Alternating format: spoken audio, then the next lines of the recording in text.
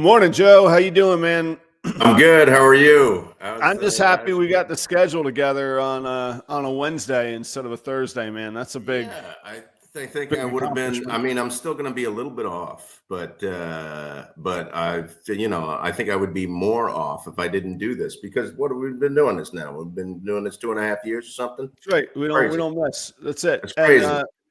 so this show might only be 6/7 of the usual show, but next week will be 8/7 of the usual show, quality wise. Okay, okay. Oh, We're yeah, a because day early. It yes, was a yes, 6-day yes. week, and then You need that'll be a a whole, 8-day you week. need a whole 7 days to charge up and have a conversation with Adam.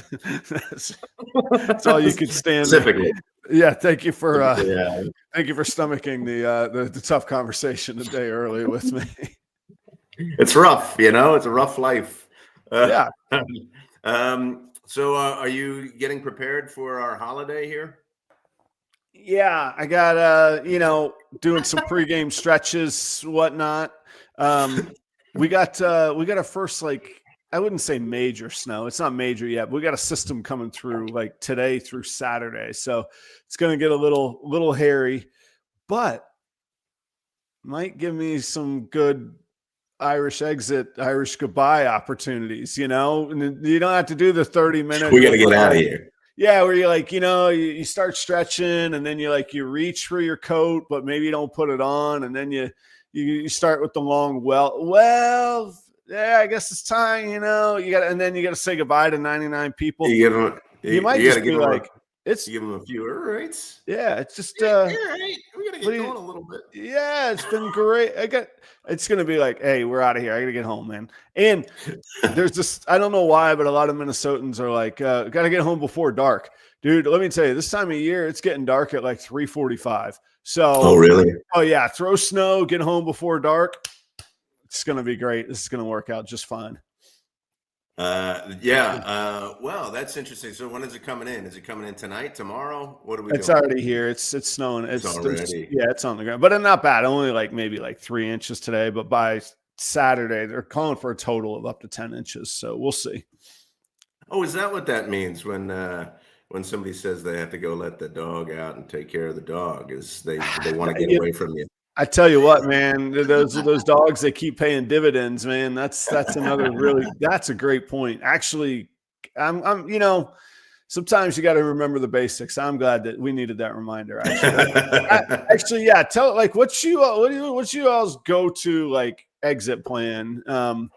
We could all share these little hints today. That could be the thing. Yeah, I don't have one really. Because I'm not a liar like most people, Yeah, that's fine, Joe. That's good. That's nice. That's well in the spirit. I'm glad you're participating today.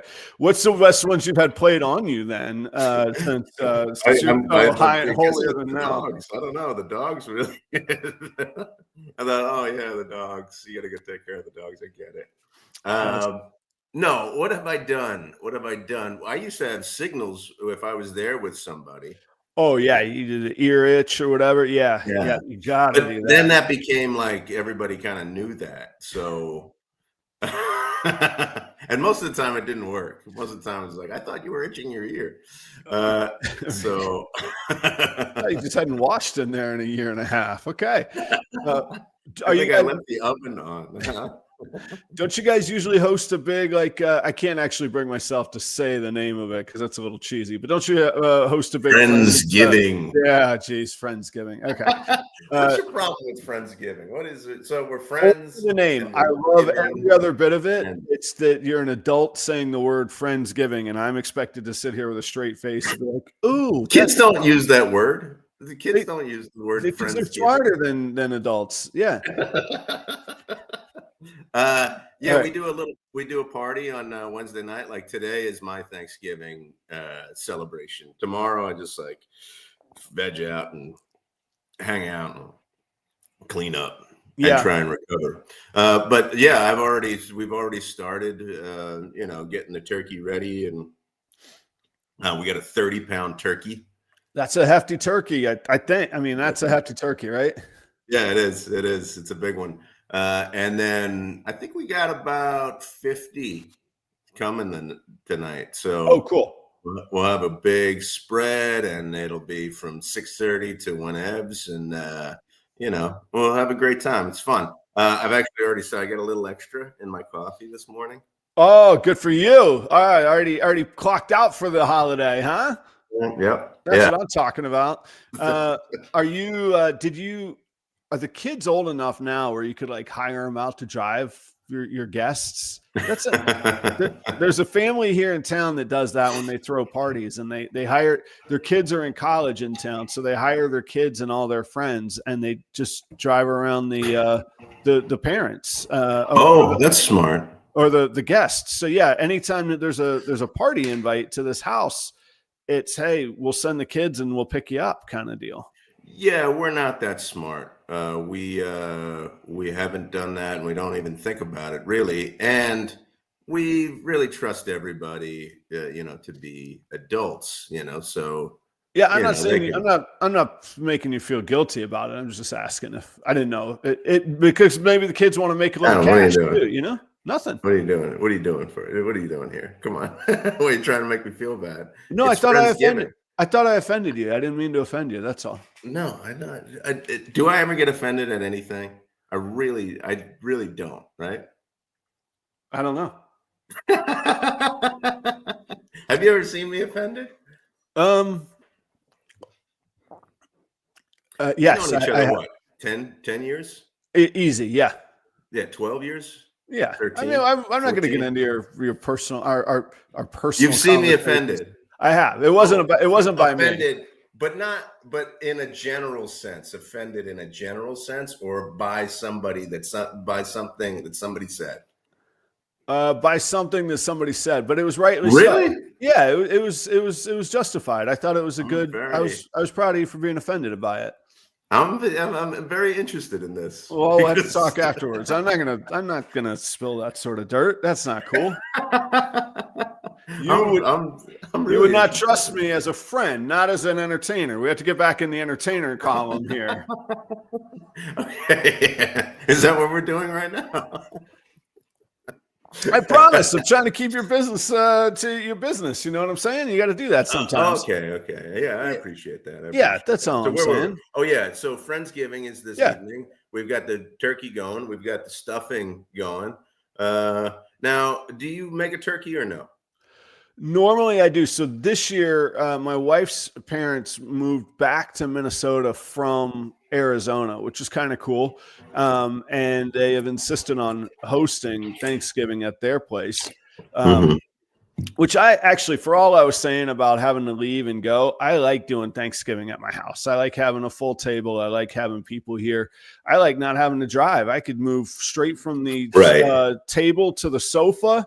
And I could be like you. I could have a little brandy in the old hatch there. But this is a churro flavored Bailey's that is in my coffee this morning. Churro Bailey's. That sounds pretty good, gotta say. It gives it a cinnamony taste. Okay, yeah, go. So, but yeah, I do like doing a turkey. I like to brine. You got to brine it. You got to do a 24-hour brine, and then you're home free. Then it's going to be juicy, delicious. It's going to be excellent if you do that. Again, I didn't do that. You're trying to make me feel bad now. I mean, come on. Why are you like this, Adam? Pretty sure I do it every year. Now, I know that you say I don't take any shortcuts, but hey, look, if you're going to suffer, let's be honest, if you're going to suffer through 30 pounds of turkey, you may as well try to figure out how to make it taste. I think it comes out pretty good. Does it? Actually, okay. Every year, yeah. And all I do is just olive oil and rosemary and and I let it sit out for a long time, a couple of days before. I know what you're doing here. You're trying to get me riled up. Yeah. You just past 4 hours. You just splatter salmonella all over the place. Have a little salmonella party, huh? Yeah.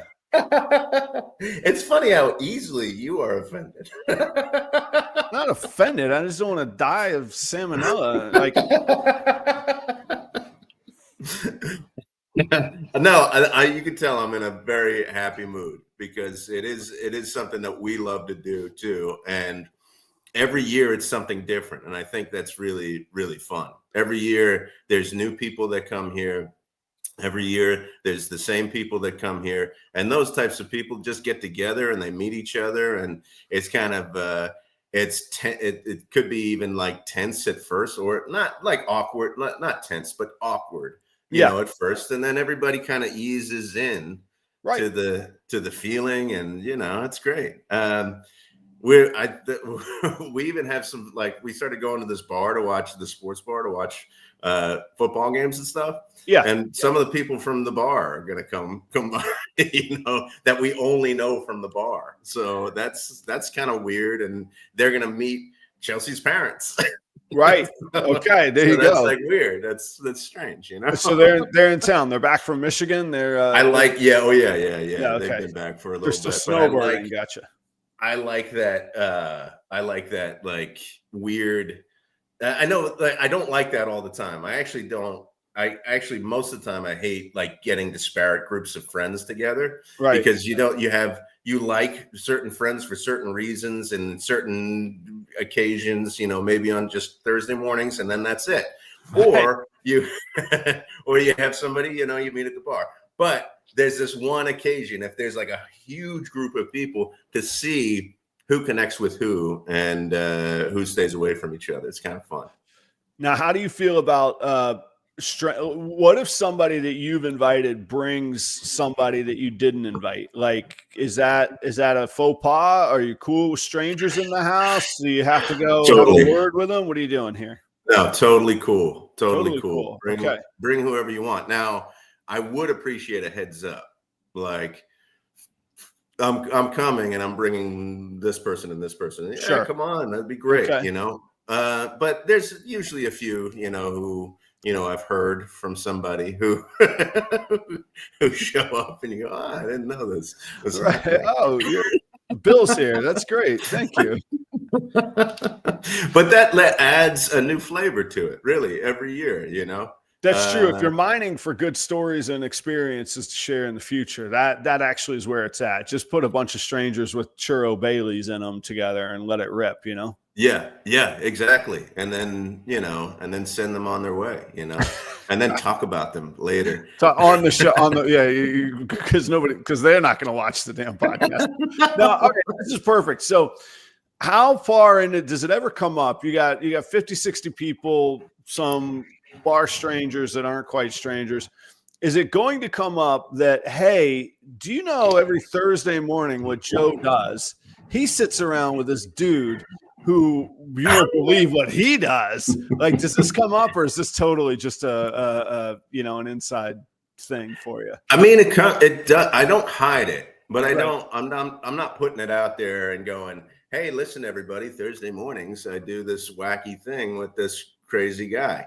So it's, wacky and crazy. That's bad. I shouldn't say that. Are you offended by that? No, I was offended that you're taking the easy route to the Marty and Martin lane. You could put a little more effort into it. Is really what I'm offended by. Yeah. I don't hide it. It does come up, and then people go, "Oh, that's interesting," and then we go on to the next thing. Gotcha. And then they start to ask me about snakes, and I go, I don't know anything. Yeah, see, they don't move on to the next thing with me. We're here. That's the whole genesis. That's the whole thing. It's the Thanksgiving story. That's it. That's how this whole show started. In your partner that you've chosen to do this with on Thursday mornings, you've actually chosen a pretty good, if I may say so myself, I would say pretty good, but it's kind of a backhanded compliment to me that I'm giving to myself, because I'm a good partner because I can't remember anything. It doesn't stay in my head. A little secret, Joe. I don't know if you know. Every 4 weeks, we just do the same show. We've been on a loop for 104 weeks now. So, but I think that's why I'm so happy all the time. I'm easily amused. Recently. Yes, sir. This was actually my one thing. I don't know. Or do you want to? No, Thanksgiving was my one thing. That was it. That's it. Here's my one thing. Okay. I'm going to the studio gym, right? And Okay. so I work out with a group of people, and it's a set like thing. It's a set, like the trainer writes out a bunch of exercises, and we all do them together for an hour. And I am known as a generally very quiet and maybe off-putting, because I like my brain shuts off when I'm exercising. Like I Okay. can't think about anything else. And actually, Which is a good thing, right? yeah, I mean, I'm kind of focused, but also I'm just focused on staying alive, really, Don't because die exercising, I right? don't want to. Yeah, right. So, but these workouts that this guy is creating, they're like they might jump around. So it's like, okay, you do these two exercises, and then you do these two over here, and then you do these two, or you could do these two exercises, and then these two exercises. And because my brain shuts down, I think my trainer thinks I'm really, really stupid. Oh, wow. Like, I think he thinks that I am a dumb person and that I can't like follow along.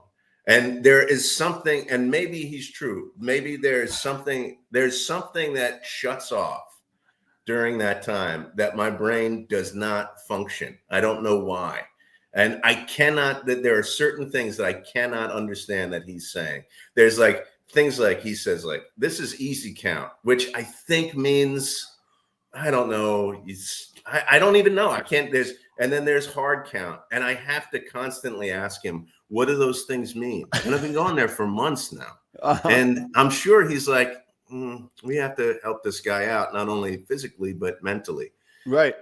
Do you ever get into situations where you go, well, I didn't really come off as too smart there?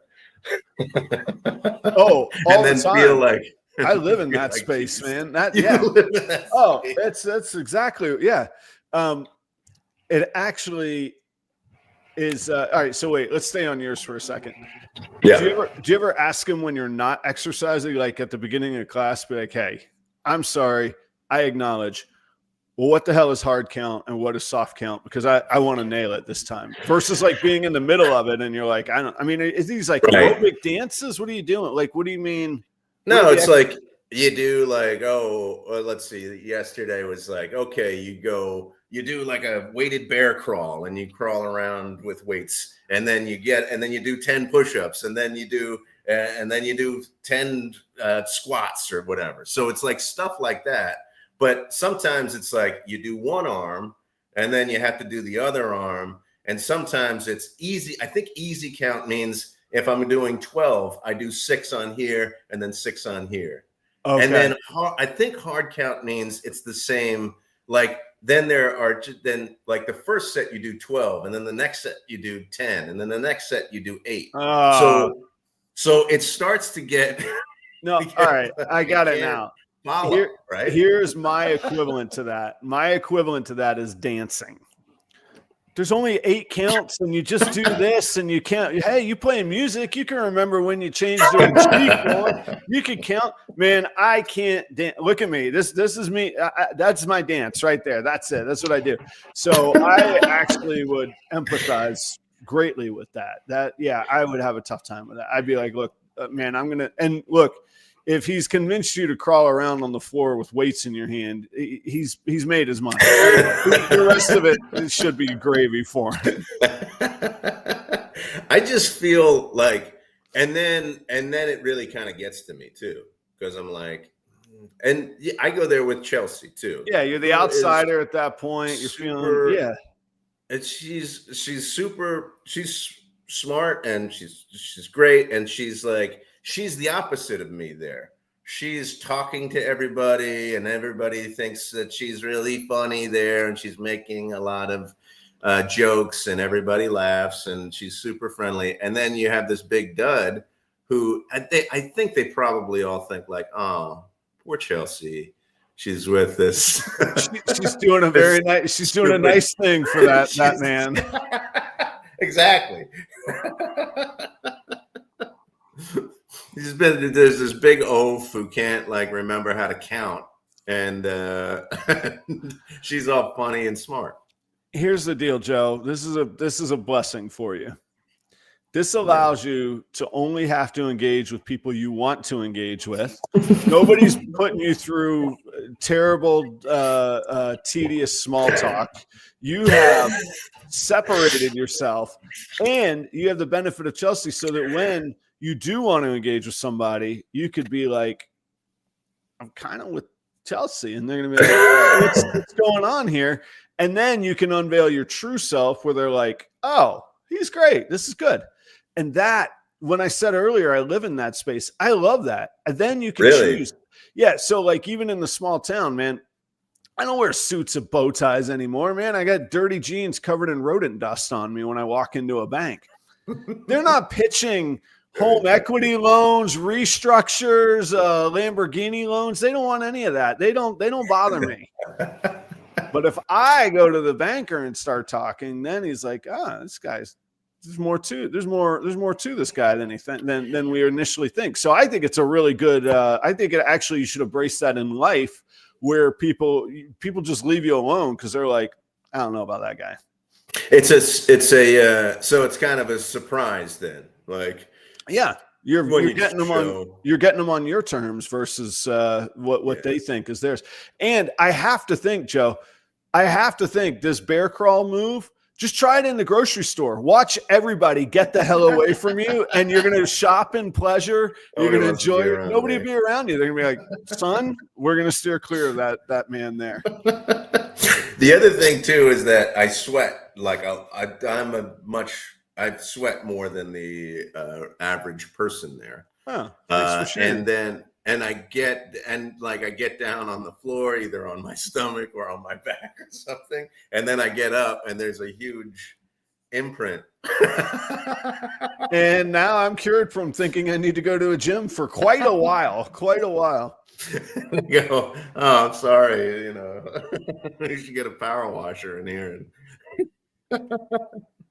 Maybe I'll get my trainer a power washer for Christmas. There you go. Yeah, you could. You got to get the right nozzles. You could. Anyway, yeah. I'll leave the pressure washer insight jokes. Yeah, Phil gets it. Phil is literally one of the smartest people I know. Hardworking dude, rips on guitar. Tell you all about creating your own electrical grid from the directly from the sunshine. Make your own grid. Don't live on the grid. Create your grid. That's Phil. He'll do it. That's the way you do it. Yeah, that is. Okay. So what's the denouement here? How does it end? Does it open ended? The guy just thinks you're stupid. What have you landed at? Yeah, I think so. He's everybody is super nice there, and and maybe he thinks I'm dumb. I don't know. He's always super nice. It's his business, and he does a really good job with his business, I think, because he pushes you. He immediately considers you a part of his community. Okay. I like we talk about business on the show, and I think he's a really good business person. And he because he understands like how somebody enters into a community, and that's what he's trying to create there, is a community of people. I'm telling you, man. Of all that I've learned in the past 5 years of going through this exercise of entrepreneurship, is if you could build a community around what you're doing, whether it's a car wash, a gas station, a gym, or a ball python breeding company, you're gonna make some revenue. And now, if you make money, that's a different story. I don't know, but you're gonna have revenue, and you're gonna have people there that want to participate and want your goods. I mean, it's interesting. It's a small, like I see the same 20 people there a week. Yeah, it's like 20 people. And we all know each other. We're getting to know each other anyway. And there's something, but he knows a certain, like, I'm gonna push you, or I'm gonna hold back. I'm gonna listen to you, or I'm not gonna listen to you. I'm gonna tell you this is the way that you need to do. And then also there's a certain amount of jabbing that he does that's actually endearing. Which is like, that's like, he knows, like, as much to give and as much not to give. Mm-hmm. So like when he starts like making fun of you or making a joke, like that, like you kind of go, oh yeah, I'm like a part of this. You're in it now. Yeah. And everybody's joking and stuff. But if you think about it, like that's what a great trivia night is. Sure, everybody wants to win the game, but you really want to hang out in a cool place with an entertaining host. You don't want to play trivia on a computer. You could have ChatGPT ask you questions all night. No. You want to go be part of the community. A great pub. Like the pub was social media before social media. You might not know anybody in there, but if it's a good pub and it has a good identity, when you walk in, you're going to enjoy the place. It's the old Cheers line, right? Right. Yeah. All of those things. I mean, it's this universal truth is what I think, man. And so that's interesting. You said that he nails it on community. All right. I have one last question about, oh, sorry. You could have more than one last thought. Go ahead. Yeah. Go on. So he also knows like he knows specific stuff to talk about with specific people. Like he knows that Chelsea and I do like do it yourself type of things. And he's like, hey, check out what I did at my house, like, and he just built this grill thing at his house. So, and then like, he knows like, oh, this person's a Commanders fan or something like that. So he'll say like, all right, what about those Commanders? Oh, it's too bad Jaden Daniels went down or whatever. Like he's kind of in tune with like individuals as well. And that makes you feel like, because he's the head of the community, no matter what, he's the guy, he sets the tone. So getting to know the differences in the individuals who are there is also really important. I think he just does a great job. Those are like, that's like a micro, like masterclass. Like if you could do that with your customers, we used to challenge each other at the restaurant, and especially in a member club setting. We have a meeting before the shift every night called lineup. Hey, so-and-so's coming at 6:30. That's going to be your table. You're going to get this person here. And then we go around the room. All right, who knows what about this reservation? And like to the point of like Googling names, like, okay, this guy, he's a part owner in the Charlotte Hornets. Okay, well, maybe we actually don't want to bring that up because that's a creepy thing to Google. But like you could or maybe it comes up casually. Maybe you hint towards it or whatever. Exactly. Yeah. So, but no, we would do that, and it was just to connect, and all you need is like one thing, because like you say, you got 20 people in the room. Right. The guy's not going to get in a deep conversation. You're going to go, oh, that's amazing. He's going to, well, thanks for being here. Good luck on your bear crawl, and he's off. He's to the next guy, and you're feeling special. You're feeling special. Yes, exactly. That's right. That's right. Great. Okay, here's my one question. We used to like do this stupid thing where we would like challenge each other to sneak in a secret word at the table. Like, hey, dude, you need to say aardvark at the table. Like, just dumb things to try and just get us through the day. Do you think this guy is ever like, man, I'm going to get these guys to do the cockroach on his back or whatever? Like, does he do stupid stuff that you're just like, what are you doing to us here? Like silly moves? I don't. So I think I've been to enough of these types of gyms, that most of the I don't think he does that type of thing. Okay. No, but I like there was one time like somebody took a phone call and was continuing to do the warm up outside. So they were just like looking inside to see. So then he started to like make up stuff like, okay, start doing burpees now. And right. He got everybody to do burpees, and they're outside doing burpees on the sidewalk messing around. He has a lot of fun. That's another part of it, is that he creates like a really fun atmosphere. Yeah, it would have to be for a gym. Like I'm not cut out for a gym. I'll work hard. I'll work my butt off. I can't.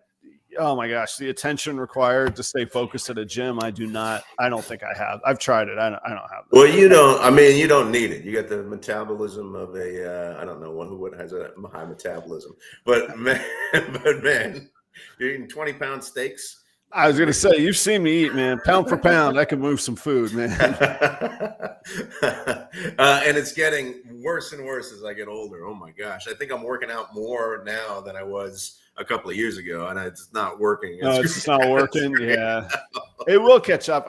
Anyway, we can save our BMI index stories, but I I had an epiphany this week, Joe. Once that focuses, it's all right there, man. 3 circles. Ignore what I crossed out in the bottom corner, man. Okay, don't look at that. Okay. Yeah, 3 circles, rinse, repeat. It's in the words of Douglas Adams, it's the answer to life, the universe, and everything right here, man. This okay, is 3 circles in a circle. Yeah.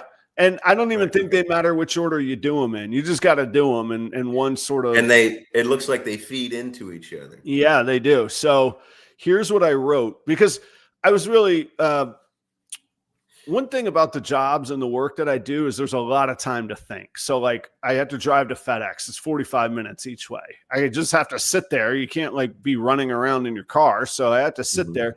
So I started thinking, or if I'm washing, yesterday I washed about 100 tubs. If I'm washing tubs, you get good thinking done. And so I'm thinking about business. I'm thinking about customers. I'm thinking about, what I'm happy and inspired by, and how I arrived at what I'm happy and inspired by. And I was like, I had this moment of clarity, and I love when I can really oversimplify things. So here's a grand oversimplification of all the of everything that I think has worked for me. And I want to share it. And I mean this genuinely, although it's funny that I've got it simplified down to just 3 things, but here you go. So, I believe you got to do like a million little things right. All the little things you got to work your best at. Nobody's going to be perfect at any of these 3 things I talk about, but you got to do all the little things right. Don't worry about the big thing. Do the little thing right and get there. I love when coaches talk about, and it's so hard. And I used to tell servers this too. I've heard coaches say, I never really played organized sports, but I hear coaches say, don't worry about winning the game. Worry about winning the next play or winning the next quarter. Or if you're a offensive tackle, worry about getting the 2 inches to the right before your opponent gets to the 2 inches to the left, because then you're going to be able to push them to the outside. Just get those 2 inches kind of thing. So do the million little things right. That's what I would tell servers. Don't worry about your big tip. Worry about greeting the people on time. Worry about saving your steps and working efficiently so that you can give the best service to the best people. Worry about learning your menu so that if somebody asks you what the most expensive item on the menu is, how it's created, that you're an expert at it and they have faith in you. Then all the other stuff will take care of itself. So do a million little things right. Then this was sort of an aha thing. I think this is the one where I kind of was like, all right, hang on. Delay social returns. Don't win all the negotiations. Don't win all the don't even put yourself in. Don't operate in a mindset of winning every time. Just do good stuff. And I'm not even talking like cosmic karma stuff. Just do good stuff, because it's going to build a social capital that will come back to you later. And not in a karma way, you're a trusted resource. You're somebody that people can do business easily with. Build your reputation as somebody who does the right thing, because you're going to get the first calls. You're going to get the first opportunities. You're going to get the first, all of these things are going to come your way if you delay the social. And I mean it in a business sense, but it's the social part of business in the relationship way. Like, how some people are just like, no, I'm not going to do anything. I got to get my pennies. I got to get this. Like, right. Yeah. Let's say, not to get into anybody's business, but let's say hypothetically, there's a company I really, really want to work with and I really want to be aligned with. And I don't know what the long-term goal is, but I like who they are and I like what they do. And I just say to them, you know what? I just would like to be able to use you as a sounding board and know that you'll pick up the phone if I call. Can I do some advertising for you in return? It's a really powerful thing if you think that those people have a skill set that you can call on, if you think that they have incredible insight, if you think that they are incredibly well connected and networked. That's more important than the monthly billing in some cases, for example. Okay. All right. Yeah. We've kind of talked about that on this show a little bit in the past. I think we even dedicated a whole episode. Yeah, I think so. But I like Yeah. Because we talk about reinvesting profits for the first X number of years or forever. I think you got to use the same mindset. There are people that fancy themselves as, oh, I'm a killer, I go get them every time. It's an awkward analogy or saying, but I used to tell servers, you could shear a sheep many times. You can only skin it once. Like, you better be certain you never ever need, if you're going to take advantage of somebody, you better be sure you never ever need them again, or are going to interact with them again, or that they're going to say anything about you ever again. Right. Yeah. So like that mindset of reinvestment, I think, can apply to the soft skills as well. And that I had a couple instances where that's really like those seeds I've planted, and not even purposely planted. Like, I'm not doing it like in a conniving way. I'm doing it just as an operational method, and it's coming back. So that's number two. Go ahead. Okay. Here's a little analogy with that. You ever go, I mean, I see it. It's funny. There was a lull with this type of activity for a long time, and now I've seen it a lot. It's like when you go into a grocery store and there's little kids who are like, hey, you want to buy this popcorn for $20 and then support my, I don't know, Boy Scout troop or whatever? Correct. Yeah. Usually when I'm walking in, I'm like super focused, and I'm like, no, I did no. Right. No. Get out of my way, kid. I'm on. No, I don't. I'm nice. I go. I say I don't have cash on me right now, which I usually don't. So I walk in. If they are like, if they go, okay, whatever, like that, or they're like, not, if they're super friendly to you and they're like, oh yeah, okay, I completely understand, sir, thank you for talking or whatever to me, I would consider, I usually come out of the store and offer them something, and you're like, hey, or buy something. Yes. Right. Yeah. And if they're not like sometimes the kids are like, they don't like, they're like, okay, you're done, on to the next person. Like they burn their bridge. Right. And so, but if they're friendly, then I'll come back out and go, okay, I'll give you a few bucks. Well, I think that's a little bit of it where like, no, like they demonstrated who they are in a place of challenge, and they reacted in a good way, versus like trying to win against you. Oh, they offended me. I'm going to offend them back bigger. Yeah. Okay. The only thing for the, I know we're talking about kids, so how about the bell ringer? There you go. And so it's not a kid, it's the bell ringer, and it's the adult bell ringer. Go ahead. Yeah. If they show that the only thing that they want from me is money, which is really what they want is money, then that's off-putting. I don't want to be involved. But right. and I don't want to support their group. But if they're like, hey, okay, like if they take it in stride and they go, okay, then I'm back on board.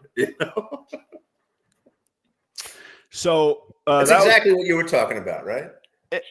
Largely without the pestering children and playing mind games with them, but yeah, that's exactly it. Without that portion of it there. Mind games. So okay, step three, which is, how can I bastardize your step three?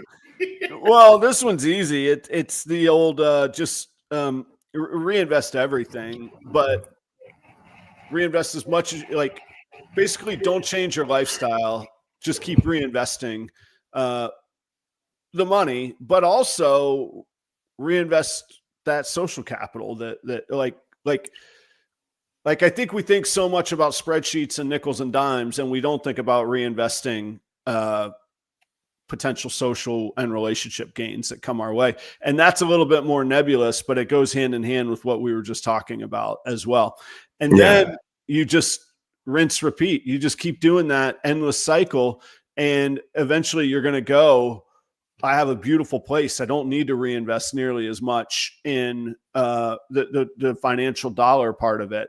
But I think you can always reinvest the social capital, because that's far less finite of what's coming in or what's going out. Just keep going on it. Yeah. What do you mean by reinvesting social capital, though? I just want an example. just when opportunities come up, like I think that it becomes then like in your nature not to burn bridges. Like I don't think you're going to get to a point where you're like, all right, in 2 years I'm out and I'm going to go burn every bridge that I've built for the past 20 years. Like you're not going to do that. Right. But Right. like, Yeah. but again, there's a million little things like, I know Phil, he's a great guitarist and we played together and we played different kinds of music. But if I ever need a guitarist that we can go, hey, look, here's a 12-song set. I'm going to be in the region. Can you work with me on this? What's your calendar like? He's like a trusted resource versus going, yeah, well, I guess I'll do it, but it's going to cost you this. Like, I don't know. There's just different ways to do business. You never know how that stuff is going to shake out. And it doesn't mean sell yourself short. It just means you don't always have to squeeze every person for everything because people stop calling you if that's what you get known for. If you get known as, I don't know. Here's somebody that just takes advantage of every single thing. That person thinks that they're winning the whole way, but what's happening is that they're building a moat around their castle that they can't get any more support in, and nobody that wants to participate. And different things work for different people. Sure, they might say, "Do you know that there's 9 billion people in the world? I'm never going to see this one guy again. Who cares?" Maybe, maybe that seems like a lot of effort and not that exciting, especially when we talk about, the hottest leads are satisfied customers. We all, especially in ball pythons, we all have this thing that we're working a specific project and we're 5 years along. Oh, you bought a Ultramel het pie last year? Hey, this year I had an Ultramel pie, blackhead. I'm going to go sell it to the same person again. Like those are, you want to keep these people happy, man. Keep them coming back. Yeah. So I heard. I'm always amazed when you tell stories like, oh, so I did this show last year and then I see the same people and they didn't buy from me, and then they come back and they go, I remember from you, and then they buy from you because you gave them the time and you gave them the your expertise just for a little bit, so they trust you, so they come back to you. And like the longer the relationship, the more flexible I think you should be. I'll share 2 stories, one that happened to me and one that I heard that kind of inspired me too. Although inspired is a weird word on that case. But so this week, and this is, I'll try and make it as quick as I can. I had a contract. I had an agreement in place. Hurricane Helene comes and wipes the customer basically off the map. They not that bad, but business wise, basically wipes them off the map. They're laying off people. They're literally fighting to stay alive financially to figure out how to weather the aftermath of this storm. And I'm talking FEMA's there. I'm talking the Army Corps of Engineers as the lake that used to be there doesn't exist anymore because the dam failed and all of this stuff. And I just called him and I said, if you're laying off your team, I'm not sure with a clear conscience why you could keep on a consultant. This is a emergency act of God. If I need to go, if I need to move on, maybe we'll meet down the road. And the guy said, actually, we could use you more now than ever. However, I'm sorry, but I can't fulfill the contract we had in place. Right. Yeah. And I said, and I've been working with that company at that point, probably 7 years. So I said, all right, what can you do? You've always done right by me. You name your price, you name your hours, which is, I would never say to somebody, you decide what you're going to pay me and how much you need me. That's not how you run a business. I said that. And that's how we worked for about 1.5 years. This year, I'm in my own budget planning time frame now. I spoke with the gentleman last week. I said, hey, before the storm, we were kind of at this place. You've publicly announced to your membership, we've made it, we're going to survive, we're going to go back to the way that we were and operating and reinvesting and spending and all that. I said, where does that leave me? And the guy said, what do you need? That's all he said. And I said, well, so here's a curious thing. at that original big chunk, it was so much of a commitment. I needed to hire somebody else to help me with the snakes and whatnot. I said, the sweet spot is actually at about 75%. I could do 75% of that original agreement and not have to hire anybody. I won't have to change my life around. And it nets the same because I was either shipping out the money to hire the person or I can just net it and eat. And Joe, it was about a 4-minute conversation. He goes, okay, let me bring up the spreadsheet. He goes, okay, all good. And he goes, you could start that now if you need to. Like, oh, fantastic. That's and sure, the guy could have gone, well, no, we're going to do what we've been doing. And I can't say that you can predict those outcomes. It takes a little bit of faith and trust in who you're putting your faith and trust in. But that was one of those moments. And that significantly changed my outlook for next year because I don't know what the snake market's going to be. That is a weird world. But if I can up what I mean, and so the math on going from 50% of the original to 75% of the original is actually 50% more than what I've been doing for the past year and a half since that storm. So that's a massive buoy for the lifestyle I've gotten used to living here, which is going to be, if I just flatline next year in snakes and rodents, it's going to be a great year because that was a significant amount of money. That's great. That's fantastic. Yeah. And it all started with you being conscientious about their situation and being flexible and maintaining the relationship in that way. I mean, you could have gone, all right, we're done because you're done, Yeah. Well, but I want to continue to maintain this relationship. So I'm with you through this. Yeah. And at the very simplest, it's just understanding what your customer wants. If somebody tells you that they don't drink alcohol, don't sell them Cabernet with their steak. It ain't going to work. You can want to sell that cab all you want. They don't drink. It's not going to happen. You got to understand your customer. So it was really a preemptive, and that was a really great relationship. But I heard an interview. Remember that show that actually I have misgivings about the pawn industry. I love the pawn shop model on the surface. And then I think about it and I'm like, it's really appetizing to me. You're wheeling and you're dealing and you're getting cool stuff. And it is a service. But then I start thinking, I'm like, this feels not that great. It's not a knock. If anybody's a pawnbroker, be a pawnbroker. I hope that you treat people well. But I heard an interview with that guy on Pawn Stars. And the interviewer was like, I bet you hope people never come back and pick up their stuff. You're just buying all this stuff at dirt cheap prices. And the guy goes, absolutely not. I want every person to pick up their stuff. And the interviewer was like, what are you talking about? And he was like, look, a couple things. First, a lot of the stuff that people pawn is junk. I don't want to have to go sell that junk. There's a reason they were pawning it. They could have sold it themselves in the first place in reality.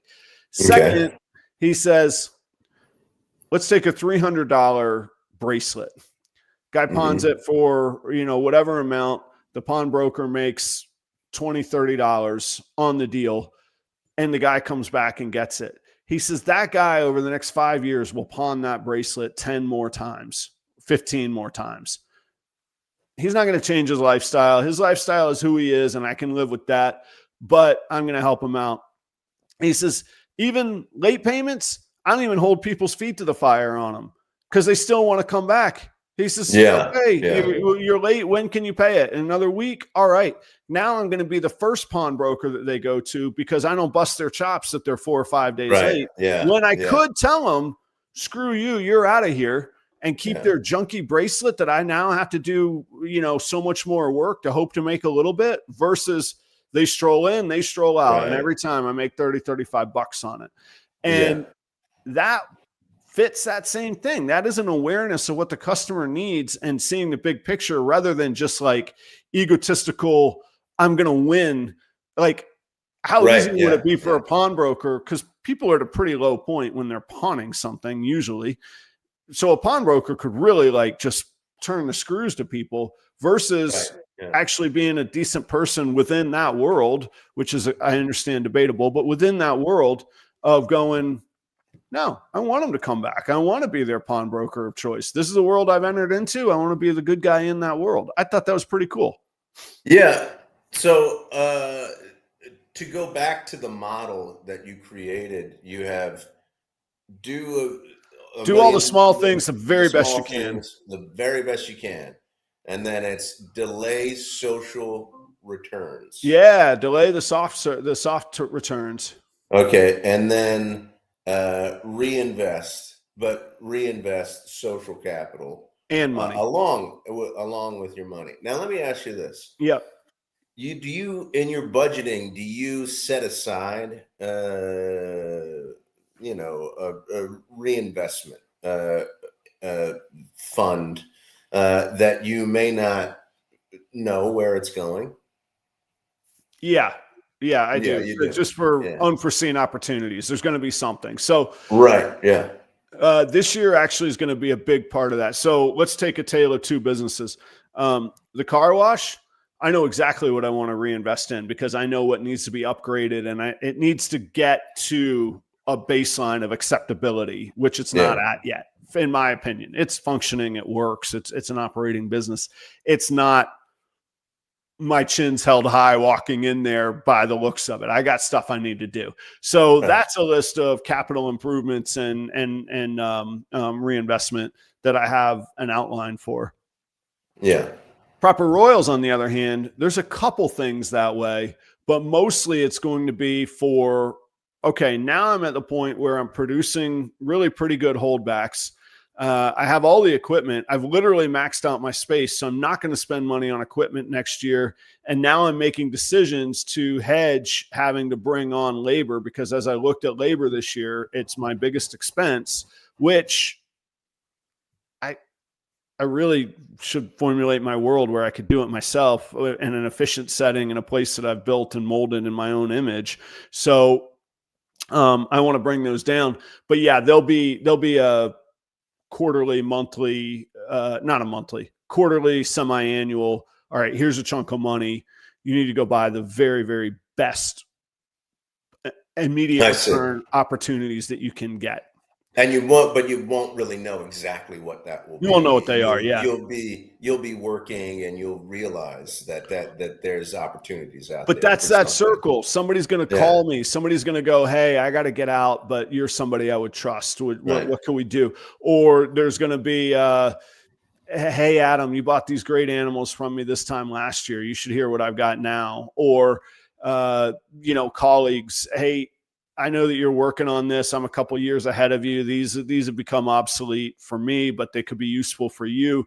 What can we do? Do you want them? Kind of deal. And when I say do you want them, do you want to buy them? But there's those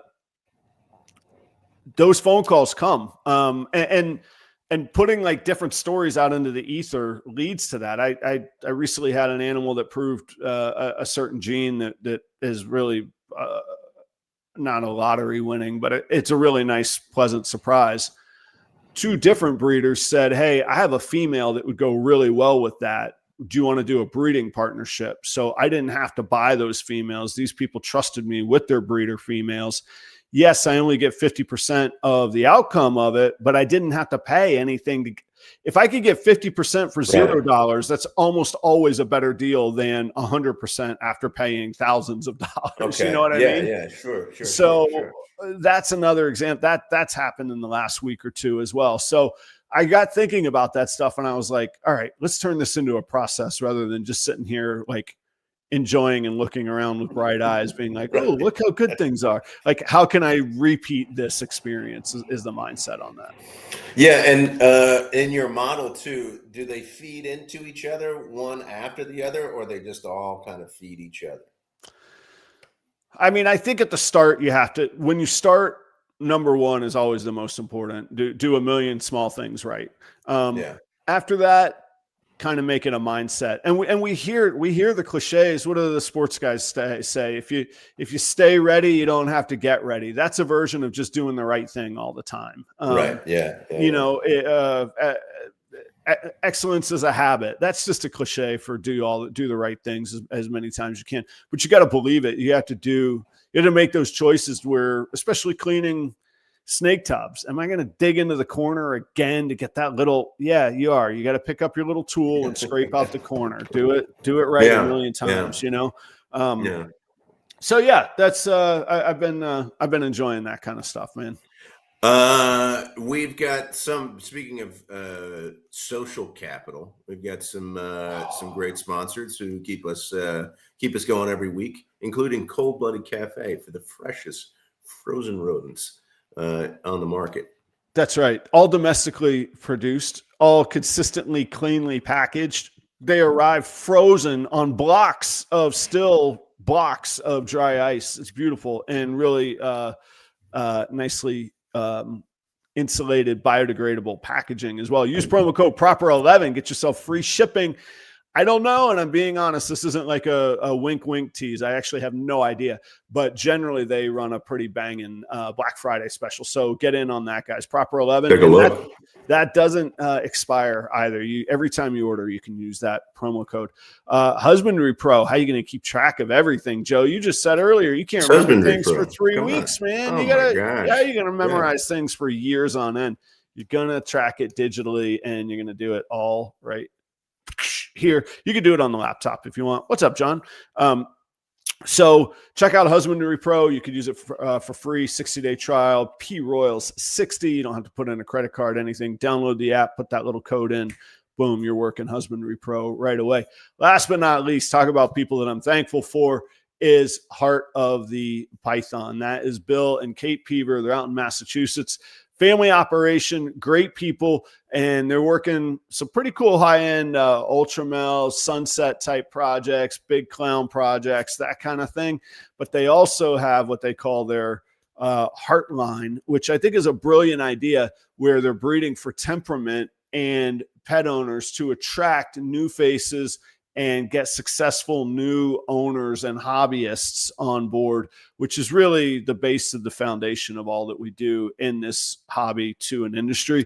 And I think it's a really good stated purpose point, and they're doing a great job with it. So go check out Bill and Kate Peaver. These are all industry people supporting our industry. I don't know if you noticed, ad free, Joe, we were uninterrupted yet again. Palm Street. On Palm Street. Go check them out. Live selling platform. You can download the app, apply to start selling reptiles, start building your business right away. What's your secret? Do you ever have like a conniving secret hope? Like you're hoping for a meltdown? Do you ever you think there'll be a scuffle tonight that you could break up and have a little story? Like what's your little, you got good Joe over here. What's evil Joe hoping for tonight?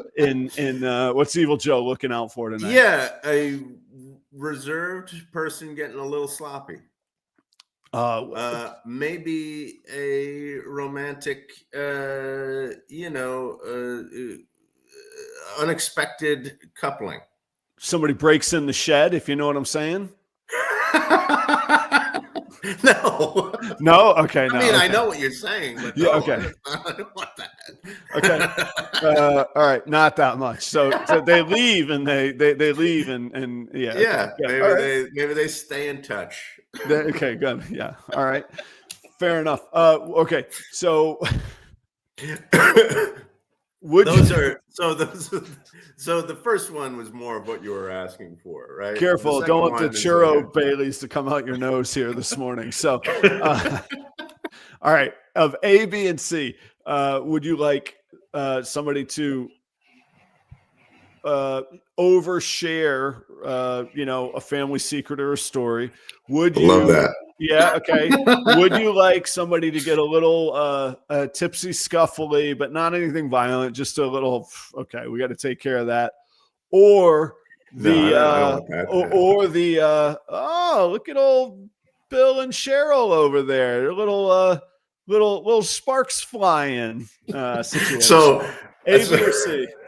I think so. I think I love A, but I think C would be the most fun to talk about later.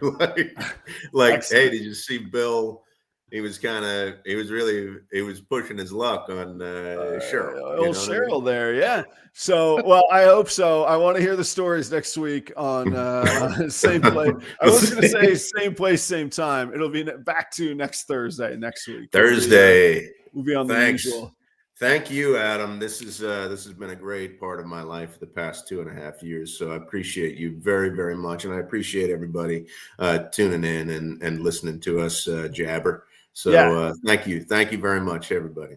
Likewise, Joe, all joking aside, my very best to you, Chelsea, the family, her folks. They've dating back to high school days. They've been very good people to me and very patient with my antics over the years.